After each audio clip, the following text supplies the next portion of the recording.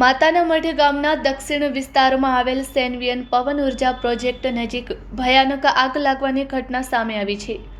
આગ એટલી વિકરાળ બની હતી કે આસપાસનો જંગલ વિસ્તાર ધુમાડાથી ઘેરાઈ ગયો હતો અને ગામમાં દુર્ગંધ ફેલાતા લોકોને શ્વાસ લેવામાં પણ તકલીફ અનુભવાઈ હતી।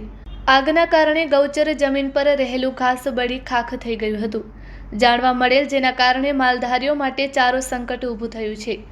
ઉપરાંત પશુ પંખીઓ માટે પણ જોખમી પરિસ્થિતિ સર્જાઈ હતી। સ્થાનિકોના જણાવ્યા મુજબ કંપની દ્વારા કોઈ ફાયર સેફટી વ્યવસ્થા ઉપલબ્ધ નહોતી, જે ગંભીર બેદરકારી દર્શાવે છે। ઘટનાની જાણ થતાં મામલતદાર નવીન ચંદ્ર તાત્કાલિક સ્થળ પર પહોંચી નિરીક્ષણ કર્યું હતું। તેમણે સ્થાનિકો પાસેથી વિગતો મેળવી અને નુકસાનનો અંદાજ લીધો હતો।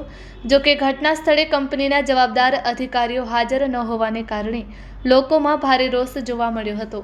સ્થાનિકોએ વધુમાં આક્ષેપ કર્યો કે કંપનીએ પ્રોજેક્ટ વિસ્તારમાં રોડ વ્યવસ્થા બગાડી નાખી છે અને માટીના ઢગલાઓના કારણે અવરજવર મુશ્કેલ બની ગઈ છે।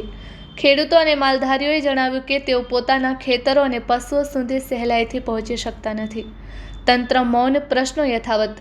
આ સમગ્ર ઘટનામાં તંત્રની પ્રારંભિક કામગીરી છતાં અનેક પ્રશ્નો ઊભા થયા છે। કંપની પાસે આગ જેવી આપત્તિ માટે પૂરતી તૈયારી છે કે નહીં?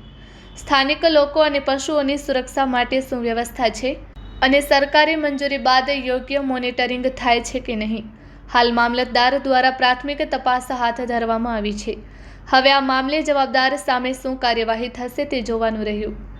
Report by Adam Notiyar, Kutch care TV news bureau chief.